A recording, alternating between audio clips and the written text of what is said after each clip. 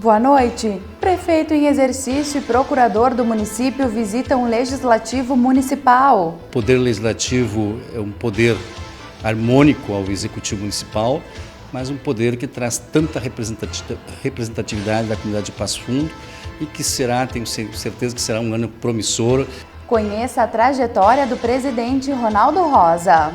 Ainda muito jovem, lá quando estava iniciando a minha faculdade na área da comunicação social, eu trabalhava aqui na Câmara de Vereadores como cargo de confiança no setor de xerox. E nas reprises de 2019, no mês dedicado à mulher, feminicídio foi tema de palestra na Câmara de Vereadores.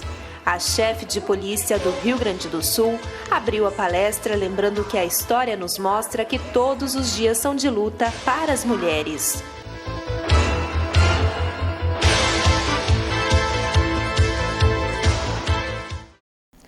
Até o dia 12 de janeiro, Ronaldo Rosa estará à frente da mesa diretora para conduzir os trabalhos da Câmara de Vereadores. Neste período, o presidente em exercício deve receber inúmeras visitas. A mais recente foi dos representantes do Poder Executivo.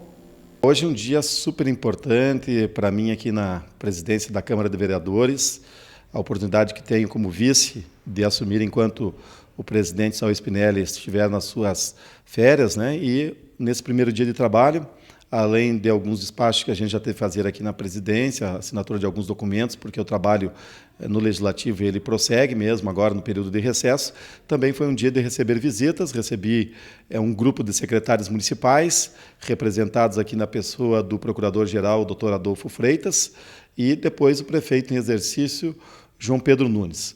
É muito importante, independente de eu ser o líder do governo na Câmara de Vereadores, mas é muito importante que o Poder Executivo, o Poder Legislativo e até o Judiciário trabalhem em harmonia. Todo mundo tem as suas diferenças, mas são todos poderes que representam a comunidade. A gente precisa estar em sintonia, precisa discutir para chegar naquilo que é melhor para a população. Então, é importante, mesmo independente de ser da situação ou de oposição, é importante esse entrosamento entre os poderes, que eu tenho certeza que quem ganha com isso é a nossa comunidade. E hoje, já nesse nosso primeiro dia, foi isso que aconteceu aqui, visitas importantes, onde também assuntos importantes relacionados ao nosso município foram tratados. Viemos dar um abraço ao Ronaldo, assim, abraçar todos os vereadores. Ronaldo, que assume a presidência de uma forma interina, nosso presidente em exercício da Casa.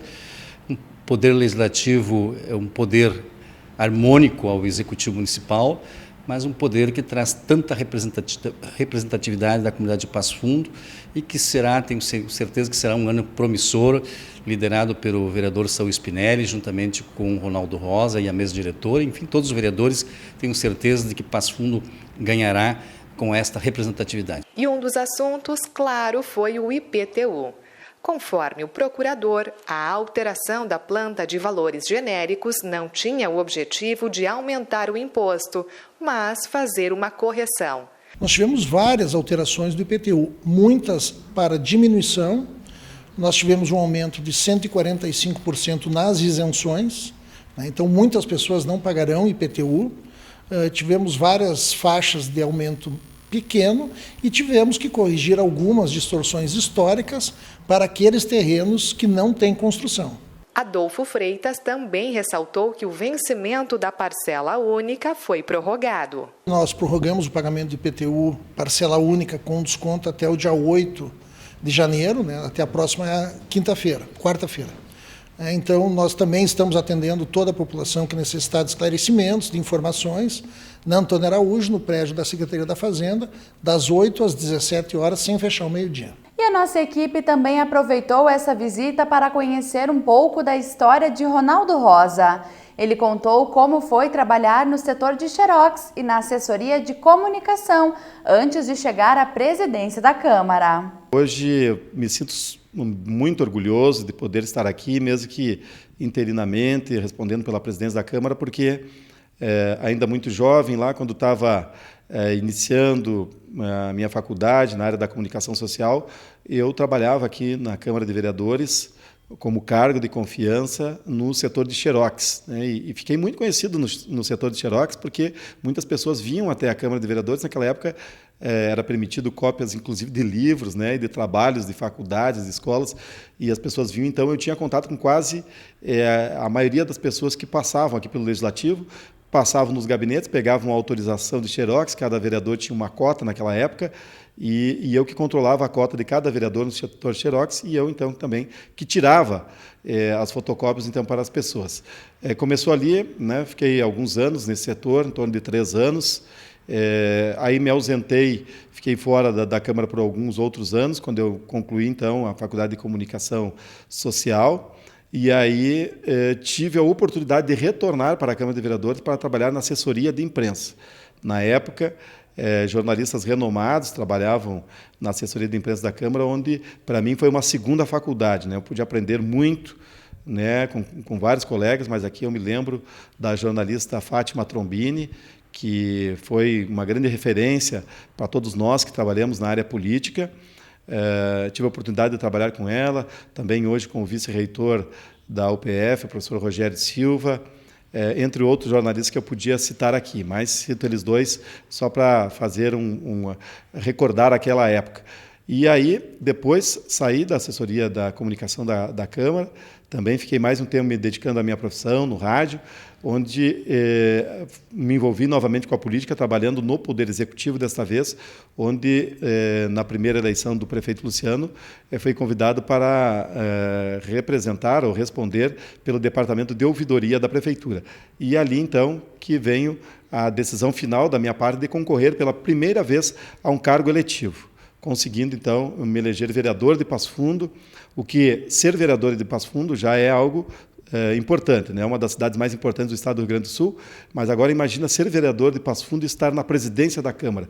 É muito mais importante ainda, e eu tenho muita gratidão às pessoas que me ajudaram a chegar até aqui. Agora o Jornal da Câmara reprisa fatos que aconteceram no Legislativo Municipal em março de 2019. Um deles foi a repercussão sobre a exigência do hino nacional ser cantado nas escolas de todo o país. Roberto Gabriel Tozon se posicionou a favor da medida. Ele, que também é autor de um projeto que propõe a educação moral e cívica nas escolas municipais, lembra que a execução do hino nacional nos educandários está prevista em lei. Sou totalmente favorável. É importante a gente falar que já tínhamos uma lei anterior, né, se eu não me engano, de 2006 ou de 2009, tendo essa obrigatoriedade do hino nacional nas escolas. Só que a gente sabe que não era cumprido, né? O governo chegou de maneira correta, na minha opinião, exigiu de maneira formal que as escolas, de fato, façam isso. Eu sempre fui favorável, tanto que, como tu falou, fui um dos vereadores que apresentou o projeto, né, para a volta da educação moral e cívica nas escolas, que no Brasil é muito deturpada, né? Você pega, o pessoal tem a mentalidade mais voltada para a esquerda, costuma fazer muito o vínculo da moral e cívica, do nacionalismo com o período militar, né, o regime militar que nós tivemos, quando na verdade não tem nada a ver uma coisa com a outra. Sim, essencialmente, na minha opinião, questão de patriotismo, né, de respeito ao teu país, a conhecer a tua bandeira e principalmente saber, além de saber cantar o hino nacional, saber o que aquelas palavras significam, da onde que surgiu aquela composição, o que elas trazem na essência do brasileiro. Então eu sou totalmente favorável ao posicionamento do Ministério. E o PTBista Aristeu Dallalana também apoia o pedido do MEC. Para ele, resgatar o amor à pátria também melhora a educação e o respeito dos estudantes. Não é a questão do hino nacional, é a questão do respeito, né? É a questão do respeito. Antigamente se cantava, quando não existia esse amontoado de religião que existe hoje no Brasil, se rezava um Pai Nosso antes de entrar na aula, mas os alunos ficavam em fila, tinham respeito pelo professor, porque o professor parava na frente e tinha fila. E esse é o exemplo do respeito dessa lei que nós falamos agora anteriormente, né? A questão do respeito. Não se tem respeito por nada, ninguém obedece nada, e eu acho que está na hora de alguma reviravolta reviravolta tem que ter nesse país e alguém tem que começar com isso. Lógico que vai ter um monte de gente contra, mas no Brasil é assim, tudo que se faz de bom ou de ruim tem alguém que é contra. Né? Eu espero que sejam contra só as coisas ruins. Eu acho que é benéfico, principalmente na questão da educação. Se nós analisar hoje a nossa juventude, os nossos adolescentes, eu sou do tempo de profissionalizar. Nós profissionalizamos centenas de empresários hoje em Passo Fundo, que nós não podemos fazer mais, porque criaram uma lei trabalhista que tudo quanto é tipo de trabalho é insalubre, né? E então a justiça trabalhista é um atraso nesse país, todo mundo sabe, né? Há questões boas e 70% questões ruins, né? Hoje nós não podemos mais ensinar um menino ser gente, trabalhar, ter uma profissão, ser um pai de família, porque é proibido por lei. Ele só pode trabalhar depois dos 18 anos. Depois dos 18 anos, a marginalidade já levou eles para esse local. Então eu acho que é uma questão boa, é uma questão que assim, o aluno tem que aprender o que é certo, o que é errado, desde criança. Senão depois, é aquela velha história que teus avós, se tu perguntar para ele, vão dizer, a vara tu dobra quando ela é verde. Depois que ela estiver seca, ela vai quebrar, não dobra mais. Então tem que começar pela escola e eu sou a favor, sim. Já Gleison Consalter critica a decisão do ministro. O vereador, que é professor municipal, é contra a obrigatoriedade. Quero me manifestar independente de ser favorável ou contrário ao atual presidente da República. Mas eu, no meu ponto de vista, sou totalmente contrário.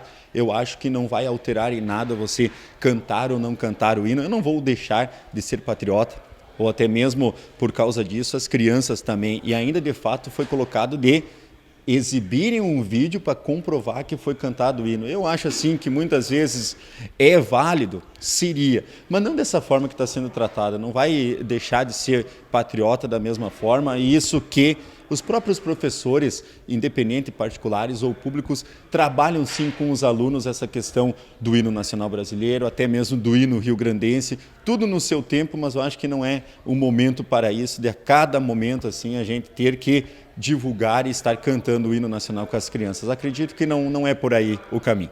E depois do intervalo, o feminicídio é tema de palestra na Câmara de Vereadores.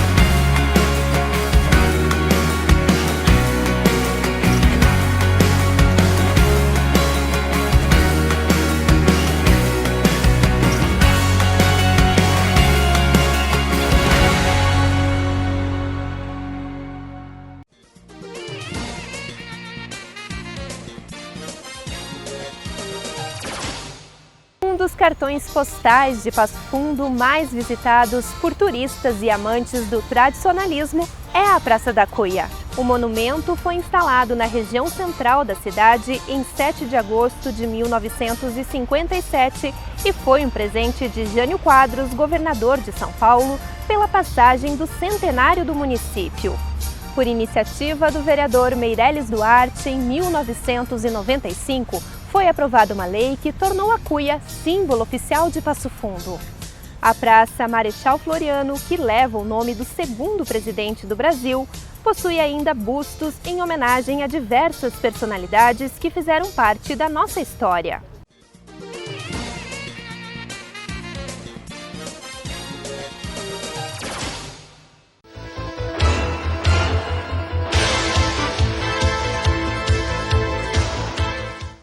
A violência contra a mulher é um problema sério no Brasil. Pensando nisso, a Polícia Civil promoveu na Câmara de Vereadores uma palestra de combate ao feminicídio. Vamos rever. A chefe de polícia do Rio Grande do Sul abriu a palestra lembrando que a história nos mostra que todos os dias são de luta para as mulheres. Por isso, no Estado, a instituição quer estabelecer um protocolo unificado de atendimento às vítimas. Me sinto um pouco filha de Passo Fundo, que fui formada pela UPF e tive por 7 anos à frente da Delegacia Especializada de Atendimento à Mulher em Porto Alegre, fui a primeira coordenadora das DEANs.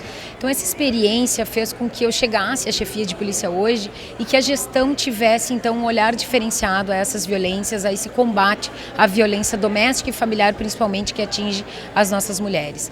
Nós temos que melhorar ainda mais, a chefia de polícia tem com as 22 delegacias especializadas de atendimento à mulher em que Passo Fundo possui uma, buscado, já desde o início dessa gestão, dialogado, procurado estabelecer, e isso é a novidade que vem no próximo semestre, um protocolo único de atendimento às mulheres, ou seja, em qualquer delegacia de polícia que ela chegar, ela vai ter que ser bem atendida, recebida, as vítimas de todos os crimes, mas especialmente as vítimas de violência doméstica e familiar, não podem ser vítimas em casa e ser vítimas a segunda vez dentro do Estado, quando se socorrem do Estado, quando procuram quebrar essa violência, esse ciclo da violência. Então, na verdade, nós estamos organizando um protocolo de atendimento unificado para que todas as delegacias bem recebam e bem atendam essas vítimas de violência. Essa violência é uma violência que tem que ser falada, porque é uma violência silenciosa, é uma violência que atinge todas as classes sociais, todas as idades, é uma violência muito dura. A informação, sem dúvidas, é uma arma poderosa contra a violência de gênero. Conhecer as leis e o sistema que protegem os direitos das mulheres fortalece a sociedade e a vítima na hora de fazer uma denúncia. Nós já temos alguns mecanismos de combate aos crimes. A Lei Maria da Penha é o maior, né, o maior emblema do combate a esse tipo de violência, é a Lei Maria da Penha, mas a gente tem que fazer ela sair do papel, apesar de muitos avanços a gente já ter conseguido, a gente tem que sair do papel e principalmente tratar o homem e falar sobre isso com os agressores. Nós temos que mudar uma cultura. A violência doméstica é por uma cultura machista. A gente ouve muitas vezes, e eu atendi mais de 40 mulheres por dia em Porto Alegre, a gente percebia que o sentimento de posse e de propriedade desse agressor fazia com que os feminicídios acontecessem. Quando eles diziam, olha, não vai ser mais minha, então também não será de mais ninguém. E é isso que está arraigado na sociedade que a gente tem que discutir, melhorar e avançar. Em Passo Fundo, dados da Delegacia Especializada no Atendimento à Mulher mostram que aumentou o número de casos no ano passado. Ao todo, foram 12 registros de feminicídio e 215 ocorrências mensais de violência. Mas, conforme a delegada Rafaela Bier, os números ainda não demonstram a realidade. Eu acredito que hoje nós temos uma casa, que é a Delegacia da Mulher, que recebe e acolhe essa mulher vítima de violência. Então ela não precisa ter vergonha, ter medo de procurar a Delegacia da Mulher, seja para fazer um boletim de ocorrência, seja para ter qualquer informação. Então acho que isso é um passo muito grande para que as mulheres denunciem essa violência, bem como para que qualquer do povo faça essas denúncias. Faça através do 180, através do 197, que é o telefone da Polícia Civil, bem como do telefone da própria delegacia, 35810725. Pode ser denúncias anônimas, nós temos uma equipe especializada que comparece no local e verifica aquela situação, enfim, de violência. Durante o evento, vários temas referentes à segurança feminina foram abordados pelas autoridades. O espaço foi cedido pela Câmara de Vereadores, que reafirma o seu compromisso em garantir à mulher o seu papel de protagonista na sociedade. Depois de todo esse tempo de debate, todo esse tempo que foi rolado, a gente vê o aumento, né, o acréscimo da violência contra a mulher, né, o feminicídio. Nesse carnaval foi um dos crimes que mais aconteceu, né? Então, apesar de toda essa divulgação, depois de todos esses movimentos, depois de todo esse espaço que a mulher conquistou, né, ainda há essa violência. Então, é uma oportunidade, né, de trazer a delegada Nadine, que já está com uma agenda aqui em Passo Fundo, na questão da DPPA, poder ela trazer a palavra dela, trazer a palavra da Rafaela Bier, que é a delegada responsável pelo apoio à mulher, né? A Câmara poder proporcionar isso, né? E a Câmara tem feito sua parte. Metade dos servidores da casa são mulheres.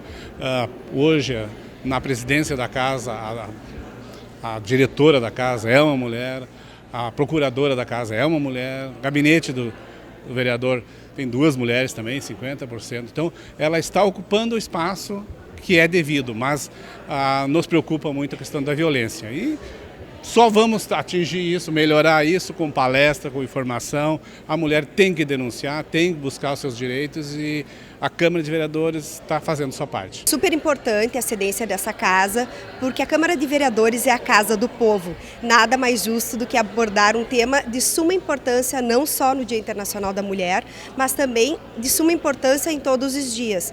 Hoje comemoramos não só a luta, a resistência e o empoderamento, mas também demonstramos que essa luta continua. Uma luta pelo fim da violência contra a mulher, violência que ocorre simplesmente pela condição de a mulher ser do sexo feminino. E estas foram as informações do Jornal da Câmara de hoje. Uma boa noite e até amanhã.